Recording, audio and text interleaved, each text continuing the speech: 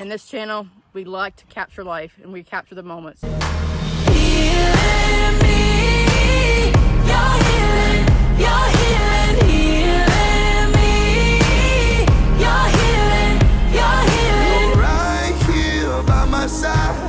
If I'm going through hell, I'll be alright. I'm standing on what you promised me. Yes, I believe it's true that every time you see me through, I know I'm safe, you'll never leave. Ooh, oh, oh. What's up, everybody? Welcome back to the YouTube channel. Welcome back to the This Is Who I Am series. This is episode 2. This is my first guest, I guess, if you want to call it a guest. I'm not sure, how we'll run with this. I have my cousin Greg here today. He is going to be sharing his testimony today. He is like a brother. Of course, we always say brother from another mother. But he is going to be sharing his testimony today. I'm kind of just here as moral support. If he needs scripture brought out or anything like that. So we're just going to kind of let him just take over and let him run with it, and then we'll see from there. I don't know. You give me the floor, and it might take off into some places. Well, we'll start with your testimony. How about that? We'll start with your testimony. So, Greg, whenever you're ready, go ahead. Well, it's a difficult thing to talk about at times, with certain things that have went on in everybody's life. We all have things that happen that we don't necessarily like that did, but it makes us who we are later, in certain degrees, in certain things that happen. It ends up making us who we are. It has one of two ways of affecting us. It either can break you or it can make you stronger. It depends on how you react to things. I guess start from the very beginning and work my way up. Yep. I was born with a condition called spina bifida, and what that does is it creates a pocket of fluid around your spinal cord in certain levels, and whatever level it is on your spine can severely affect your ability to be able to walk. My mother and father have a different story with this because they were the ones that had to go through it as parents. I don't remember much about that time, but I spent a lot of time in the hospital as a little kid. They told my parents that I would never be able to do anything, and basically to mourn the son that they didn't have. Basically, they said, don't expect anything out of him. He'll be a vegetable, and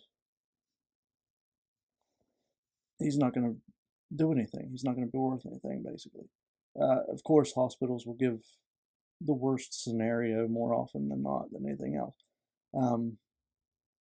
And as you know, and as everybody that knows me knows, that's not the case. I'm fully functioning.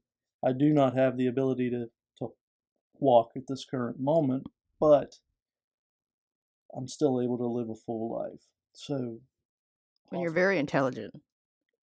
Very intelligent. I got like 138 IQ. It's humble brag. But that's a big step from somebody who was told from the time they was a child that they would never amount to anything by medical professionals. So we'll skip ahead a little bit because there's not really a whole lot that happened other than surgeries and. Well, you were hit by the car. Yeah, I was at 5 or 6. 5. Yeah, I was about 5 years old, playing in the front yard, and I was sitting in my chair. At the time, we lived in a trailer, and we didn't have any guardrails or anything up over the.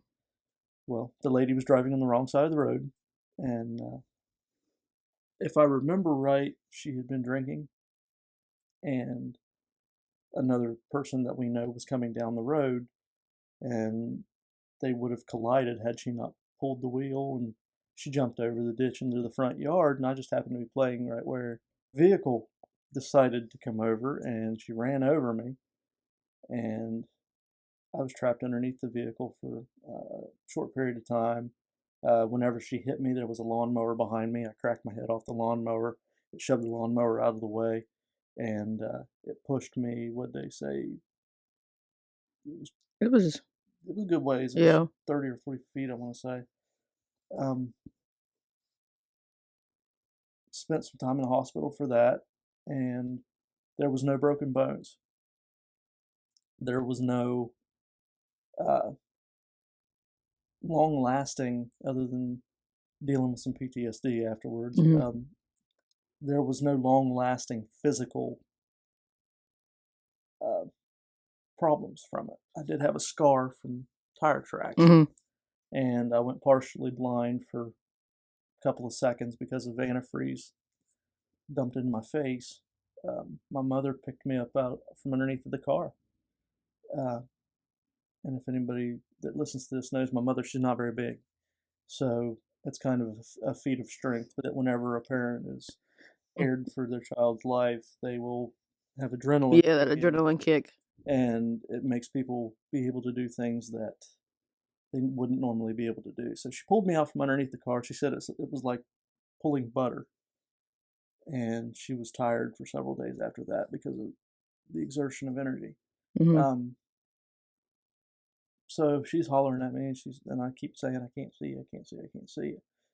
Well, eventually they get the squad to come get me, and my dad was in the back of the squad with me, and he said that they told him don't let him go to sleep.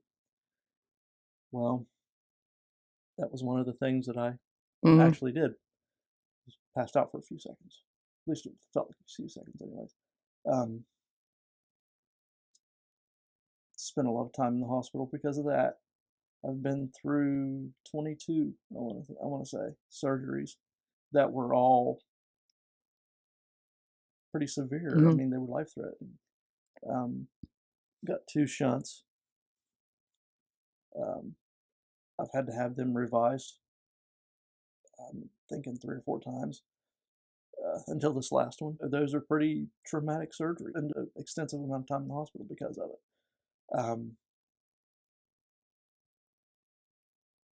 I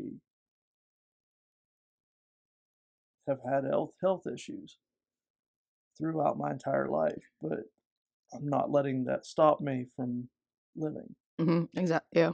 Um, People today have a wealth of reasons as to why they can't live their life, or feel as if they aren't able to live. When you have health issues like that, and you've spent a lot of time kind of coming to grips with death, because that's one thing that I didn't mention. I've had to grow up very quick. Mm-hmm. There are a lot of people in life that have to grow up very quick for different reasons. Mine is just because I've become very acquainted with the fact that any one of the surgeries that I've had could have taken me out. Right. They're life or death. Um, but they haven't. There's obviously a purpose for me being here, Right. and I've thought that since I was a kid. Well, get that all out of the way. Uh, it's hard for me to talk about at certain times. I don't like going back to. Um, I was raised in church from the time I was a little boy, and my grandmother was the one that was taking me.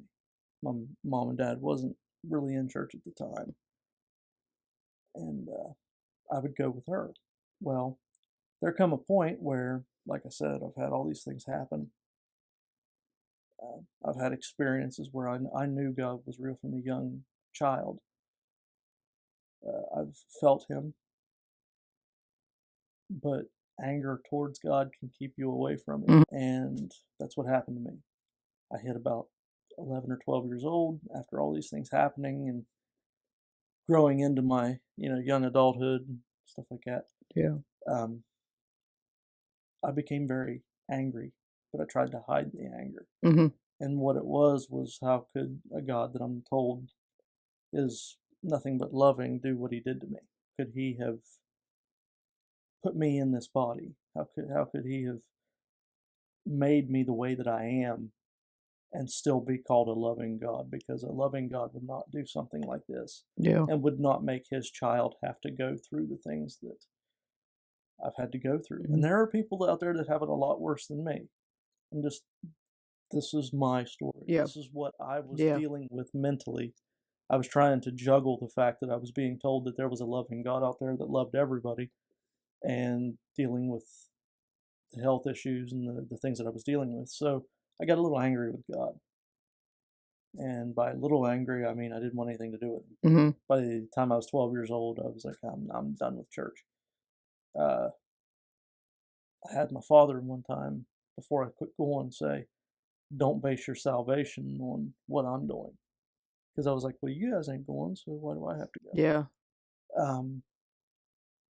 He doesn't remember saying that to me, but I remember it very clearly, because that was one of the things that made it easier for me to Yeah. justify, well, I'm angry with God, so I don't have to show up. I don't have to go, because I don't want to have to deal with his people. At 12 years old, you don't know that kind of information. Yeah. You don't have the ability to make those kinds of long-lasting decisions yet. Yeah. But I was so angry and had these people around that I was seeing, well, they're doing just fine, or it looked like they're doing just fine. Uh, and they don't have God. Maybe I don't need him either. I'm already mad.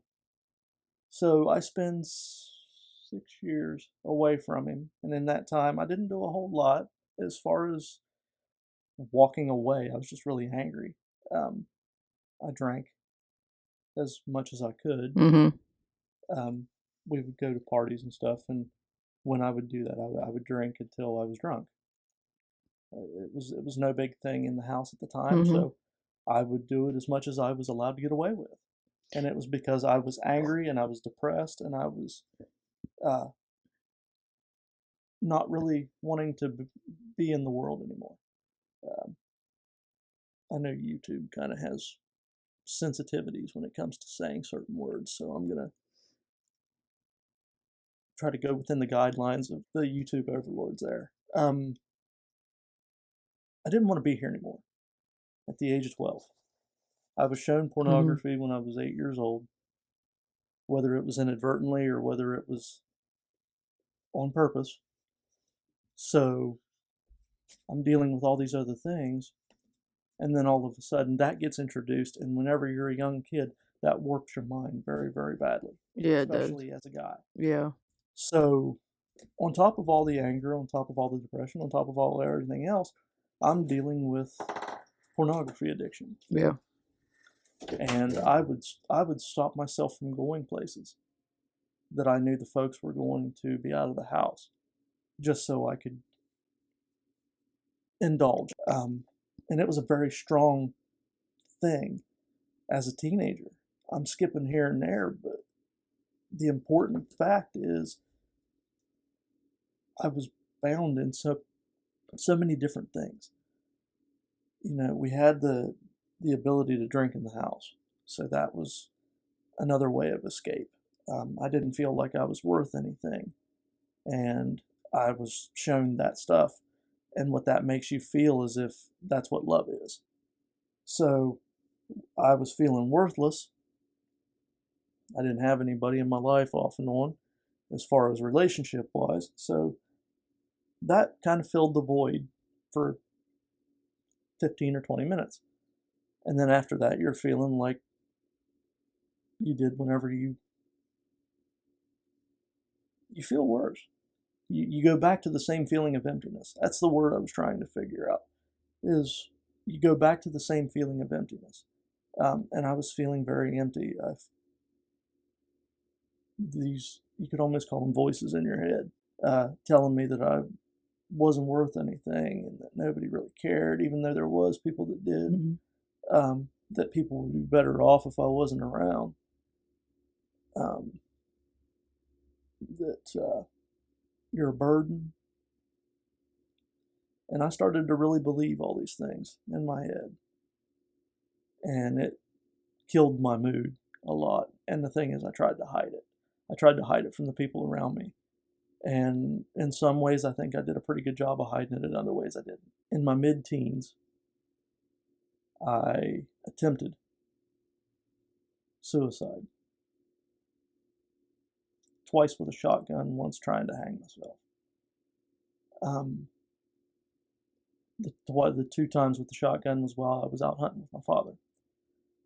They was out doing drives, and he walked off away from me. I'm sitting on the back of a four-wheeler, and I had a 410 breakdown in my lap that was loaded.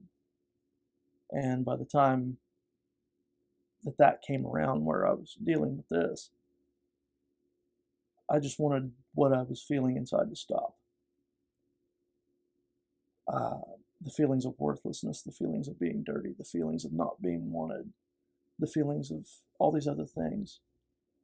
I wanted it to stop, and I didn't know any other way to do it other than I'll just go to sleep. I'll just put a stop to it. I'll go to sleep. Not knowing that lie was exactly that. It was a lie. Because it hurts a lot of people. Mm-hmm. So I took the shotgun, stuck it under my chin, and all of a sudden I did the one thing they tell you not to do when you go out hunting, especially in the middle of winter. I fell asleep. I passed out. And whenever I woke up, whether people believe this or not, the shotgun was cracked and the shell was in my pocket. That was the first time. The second time was a year later. And it was the same circumstances. Out hunting, I was on the back of a four-wheeler, had the same gun. And I actually, after my father walked off to do the drive, I said, I wonder how long it'll take them to get back to me once they hear the gun go off. And I said, at least I'll be at peace. I didn't care about anybody else at that moment. Well, the same situation happened. I fell asleep again. And then when I woke up, it wasn't cracked. It was still sitting there. And I took the gun and I threw it off to the side. And then I started thinking, yeah, that would have hurt everyone. That would have destroyed my family. That would have destroyed my mother. That would have destroyed my father. That would have destroyed my younger brother. That would have destroyed everyone around me. But at the same time, I was fighting with, I feel so worthless. Mm-hmm. So he comes back not more than 10 or 15 minutes later after I wake up and I'm fighting with myself. And I didn't tell anybody about that till much later. The next time, they were at a ball game.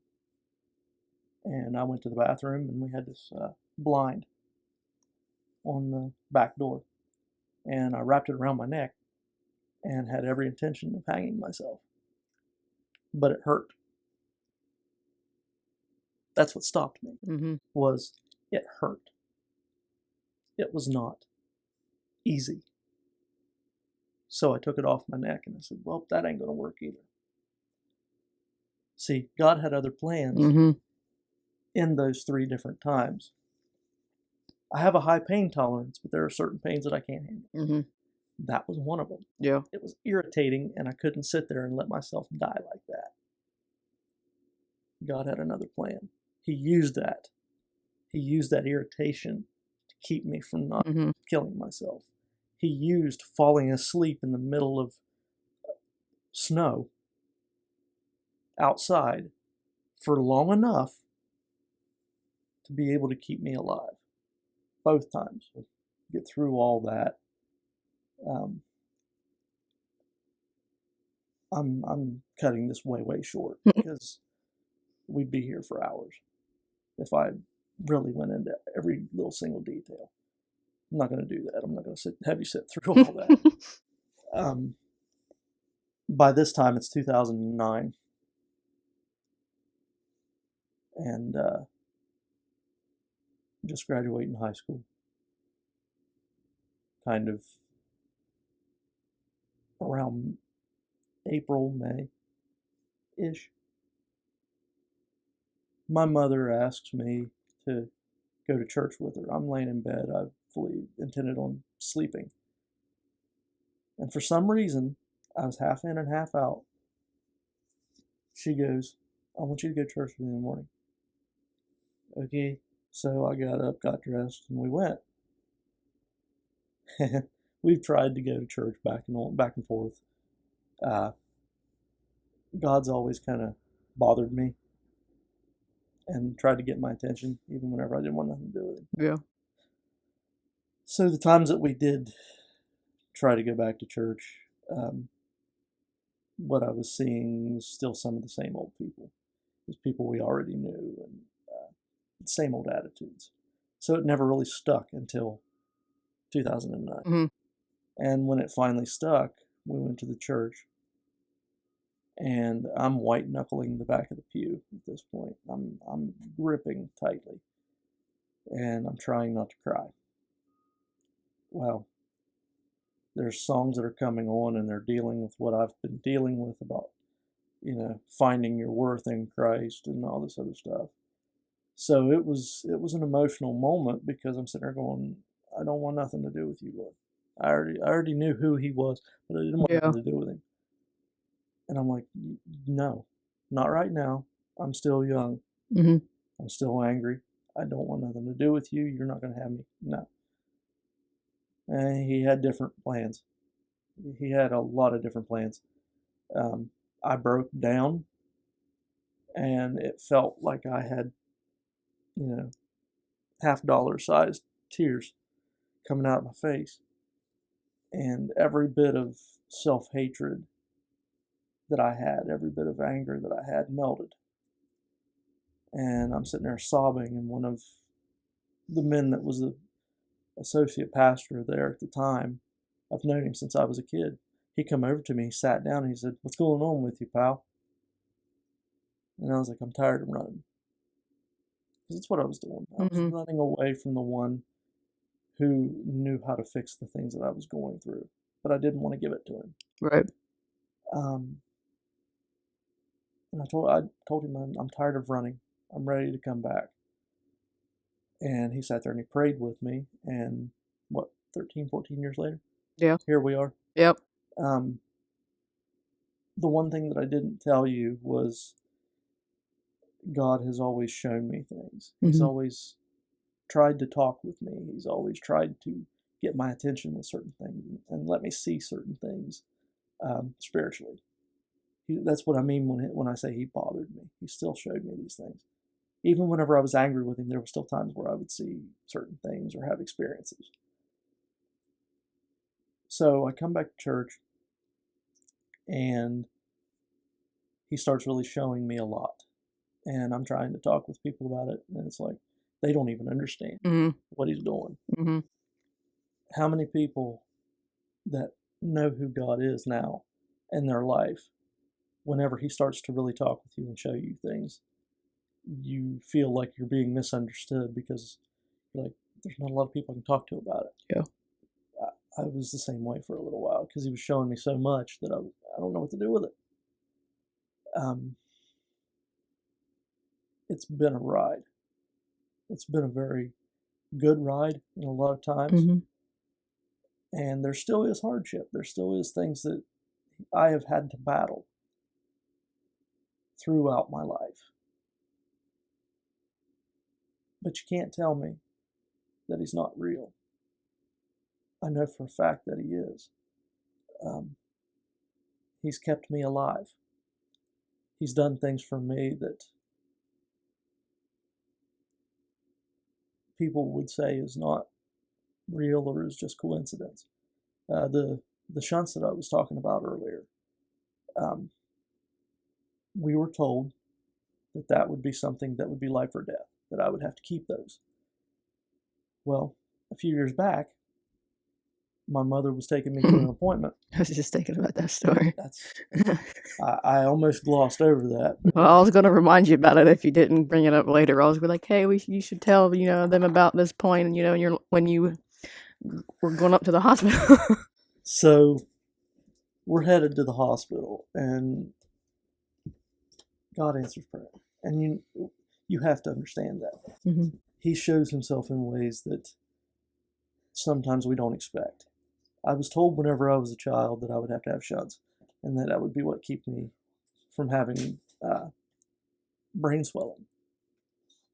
So we're driving to Columbus. And then all of a sudden, I'm sitting there and I'm talking, and I'm like, you know what would be really, really cool? If God would take care of this. I don't care about giving me back my legs at this time. At this time, I Mm-hmm. didn't care about that because I was like, this is all I've ever known. I've lived like this for so long now, I don't know anything else. But I would want this to be taken care of if possible because this is life or death. I didn't even ask for that to be taken care of. I was just stating the fact of what I would like to see. Mm-hmm. And we go in, they do the neurological stuff, and they do the MRIs and everything, and they show the picture. And the neurosurgeon comes in, and I love this lady. She's been around since I was a kid, and she always is really, really nice. She says, we got something that we got to talk about. I'm like, what's that? She said, your shunts are malfunctioning. I'm like, what do you mean they're malfunctioning? Is that something I'm going to need to, have done or whatever? I was kind of preparing myself for the worst. Well, she said one of them is broken in half over age, and the other one has stopped working. But your brain has started to pull its load with that, and started absorbing the extra fluid that's on the brain and started to regulate itself. And she said that's very, very, very, very, very, very, very minute that actually happens. And I told her, I said, well, it's kind of a funny story. And I went into the story with her. And I didn't know she was a believer. But she's like, yeah, God does miraculous things at times. That's awesome. And she says, the medical field knows this much. And she held her fingers up of the entirety of everything. And she says, we like to be arrogant about what we know as medical professionals, she said, but we don't know everything. And I said, that's right, and I told her, I said, God has the final say. And she's like, you're absolutely right. So I got to share with somebody, even in the midst of something that could have been bad. God turned it around and did something very, very good for me. Yeah. And yet again, preserved what would have been life-threatening. He preserved my life again. There's many, many times where I didn't see it. And I allowed myself to buy into the lies of, well, because you're different, this, that, and the other. I'm not any different than anybody else. I just can't stand up like everyone else does yet. He saved my life whenever I was hit by the car. He turned something that was a bad, horrific, terrible thing. And the one thing that I grew to hate because I'm in the chair, I grew to hate the chair. I grew to hate being in a wheelchair. I hated it. I hated the fact that but that's what kept me alive whenever the car hit me.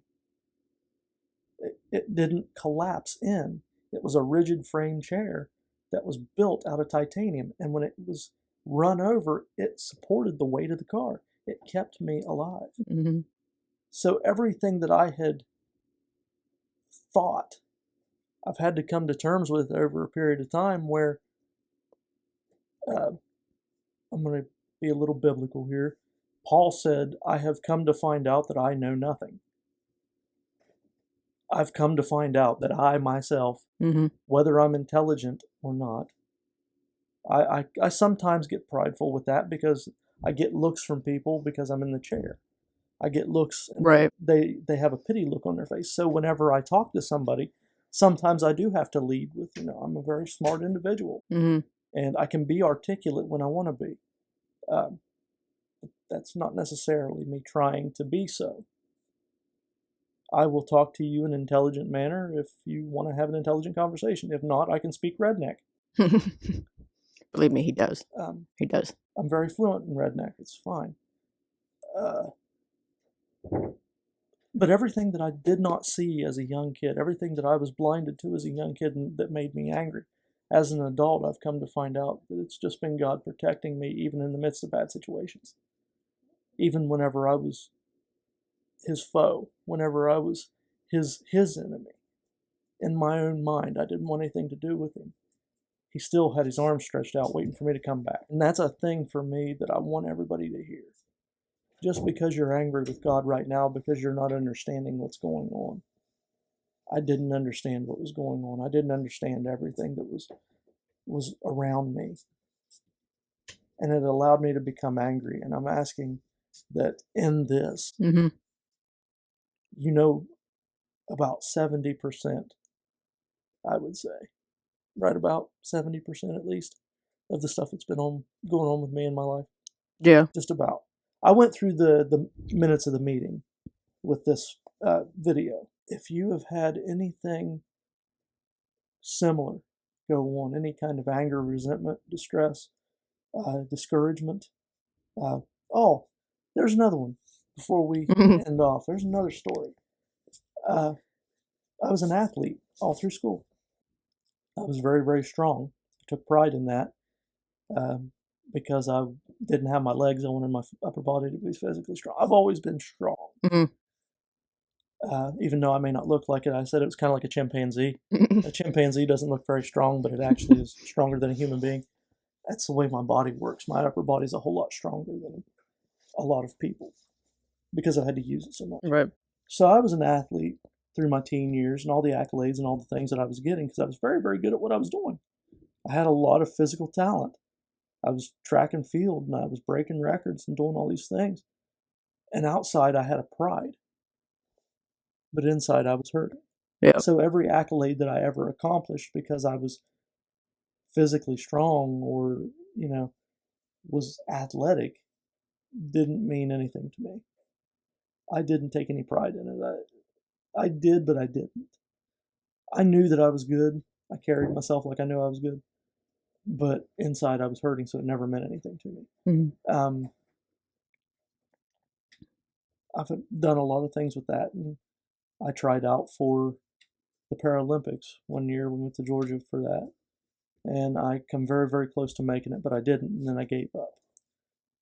Don't ever give up on anything that you're doing because you don't want regret. You don't want to say, well, what if? You don't want to say, if only I would have just continued. You don't want that kind of regret in your life because what that leads to is depression. Yeah. What that leads to is resentment over your own self. Yep. Don't allow yourself to go to that. Don't allow yourself to give up on things just because they might be a little hard. That's what happened with me. I wasn't able to make it on raw talent alone, so I gave up. I mean, that happens to everybody. I mean, it's one of those. Even though it essentially, that you gave up on it, maybe it was for a purpose. It was for a purpose. My dad asked me that question. If you would have made it, if you would have been up and walking around, if you would have been an athlete like I know you would have been, do you think you'd be in God? I went, no, I'd probably be on drugs somewhere. Yeah, because it probably, at that point, at that stage, when you get to the, the Paralympics or the Olympics or whatever, I'm sure, they go through a lot of, like regimens and stuff, just so they can stay in shape and stuff like that. But a lot of it, to be able to, like the money part of it, probably could have played a factor in a lot of things with you, because I know you. Yeah. And so it's one of those, like, maybe it was one of those, not necessarily that you, I guess, not that you necessarily, like, gave up. It's just, it was one of those you kind of realized you needed to step back. Yeah. And it wasn't in my heart anymore. Yeah. I didn't have the heart to continue on training. I didn't have the heart to finish anything. And it was because of everything else that was going on with me mentally. I just didn't have the heart to do it. And there was a period of time where I kicked myself for not continuing. But there are so many people in today's culture that all they live for is the money. That's all they see. In any profession in the world, especially in America, we are taught from the time that we are young kids that we've got to have the best of everything and do the best of everything. have as much money as your neighbor, Yeah. because if you're not keeping up with the next door neighbor and what they've got, guess what happens? You start to feel worthless because you don't feel like you've made it. True success is having your life start to come together. Mm-hmm. True riches is inside, it's not the outside. The other stuff will fall away eventually. Yeah. It would be nice to have, yes, Right. obviously, but you don't want to be covetous with the things of the world, because the things of the world are so shaky that eventually they will fall apart. Or, we're one step away. Let's say the banks would collapse, and then all of a sudden everybody's got their money tied into banks and Yeah. into stocks and things. And if that would go away, what happens to the money that you've worked so hard to get to? Yeah. The athletes, most of them, if they're being honest with themselves, there's a lot of stories of drug addiction and not being able to stay faithful in marriages and things like that. There are breakups all the time. There's drug addictions all the time. There's alcoholism all the time in the athletic world. And it's because they found out that the money they thought they was getting is not going to sustain them. It's not going to be the thing that makes them happy. As a young kid, that's the drive that I had. Was I figured, well, if I become a millionaire, I'm going to be happy. And I've come to find out that's not what has made anyone happy. And if they are fleetingly happy at some point, it's because there's a thin veil kind of over their eyes. Yeah. And then eventually everyone gets to that place where they realize what they need. And sometimes it's too late, sometimes it's not. Y'all have the opportunity to find that love inside. The most important love is loving yourself when it comes to us. Everyone else around you can love you and you not love yourself, and that causes problems. You have to have self-respect. You have to have self-love. Because if not, it can make your world shaky. And I finally have found it. I finally have got that self-worth that I so long struggled to keep a hold of. I'm not looking at myself in the mirror. I talked about mirrors the other day. Yeah. I'm not looking in the mirror and calling myself every name that's negative anymore. I can actually look at myself and be proud of where I'm at. When I turned 30, I know I'm bouncing all over the place. When I turned 30 years old, I cried all day. Say, well, why would you cry at turn 30? You're still young. Yeah. Most kids with my condition that I had, I'm starting to speak differently about certain things. Speak life. I have to speak life into myself. I have to speak life into situations. I have to speak life and speak positivity into things. And I'm not always the best at that. But kids that have this condition don't make it usually to be in their 30s. I know a lot over the years that I have been around people with the same condition. They die before they hit 30 because of health complications. One here just recently was a friend of mine, and he was 29, I think 28, 29 years old, and he fell asleep and didn't wake up. So when I hit 30, I cried because there was a mixture of emotions of, I know a lot of people that have not made it, have not made it to this milestone. But I have, because God has blessed me with life, and I don't intend on wasting it. I don't intend on not living because I have the opportunity to live. Don't let the lie of depression, don't let the lie of anxiety, don't let the lie of hypochondria, don't let the lie of every negative thing that you hear in your mind be what stops you from living or wanting you to abort your purpose. I had times where I could have aborted mine. and it would have drastically affected a lot of people that I wasn't thinking about at the time. Now, instead of being filled with anger and resentment and dread and constantly being depressed and anxious, I'm trying to show people the way to get out of that. Mm-hmm. See, everything that I've ever been through in my life has made me who I am. And there are people that I feel like whenever I speak a certain way, I live a certain way, I do certain things the way that I do because of who I am, because of where I come from. And I dare anyone to try to tell me that I'm being fake. I know where I came from. Mm-hmm. I know what I've done. I know what I went through. And that's why I speak and say and act the way I do. I'm confident in who I am now. I never used to have that. It was a fake, yet again, a fake version of confidence. And I try to be as humble as possible. But I am confident in who I am now and what God has done in my life. And He can do the same thing with anybody else that's listening. You all have a purpose. You all have a journey in this life to accomplish. Because you are dealing with something right now, do not let that be the thing that takes you out.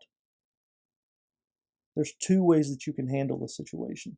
You can let it break you, or you can let it be a motivating factor. You can let it be a driving factor for you to make it something different in your life. You do not have to stay where you were. You do not have to stay in those mental distresses. There's so much greatness in the world. There's so much better in the world for you than what you're allowing for yourself right now. So please do not let that be the thing that destroys you. You know, I've heard you tell your testimony, numerous times. And every time I hear it, there's a newness to it. Mm-hmm. And, I love hearing it just because, I've seen some of the things, that God has brought you out of. Some of the things I wasn't born yet. Yeah. But I am a little bit older than you, but not much. Yeah. But so I always enjoy listening to your testimony because you always bring newness and like revelation to it. There's always something different, I say. Yeah. But not in the thing that you change your story, but there's a different way that you bring it out sometimes. And the thing is, sis, when somebody is telling a story and they tell it to somebody else, and the other person tells that story again, there's things that are left out at certain times. Right. For a purpose. Because it's not important to the story. Now, have you noticed that every time that I've told my testimony, it's gotten more of, at the very end of it, giving people the hope that I didn't feel like I had. There's a saying, I don't know who come up with it or who did it or whatever, and I'm not even sure if I remember it correctly, but it was like, be the person you needed when you were younger.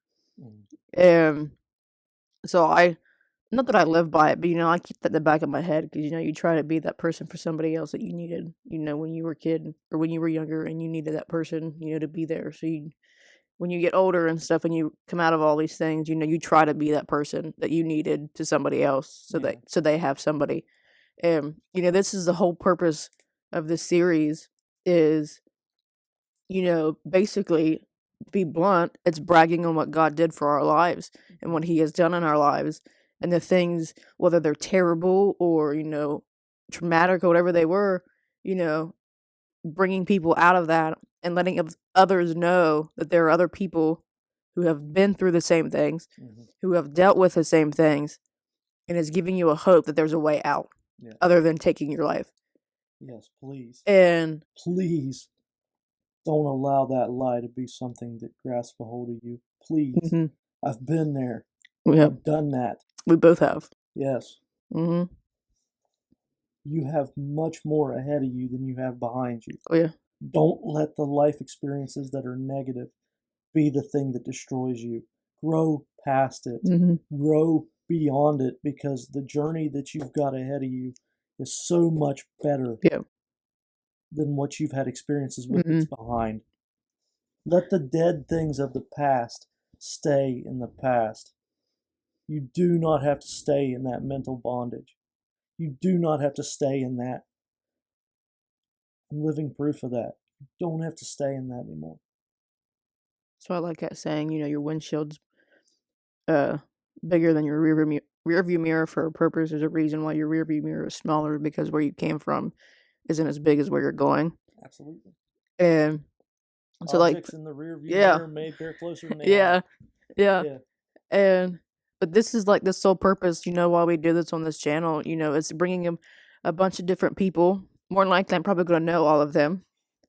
But that's why we do this on this channel. That's why we started this on this channel, is to bring hope and light into a dark place, and to let other people know that there's other people out there who have been through the things that they have been through, and they have found a way out, to give them hope that they can find a way out too.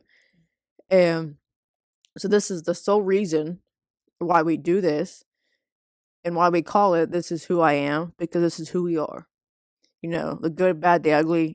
That's who we are. And so, and I don't remember if I've ever told you this about on this particular series that we do, and you might recognize him from the uncensored series that we do. Yeah, We haven't. I know we haven't had an episode on that one for a while, but things get crazy and life happens, and it gives you time to get more stuff. that will be coming at some point.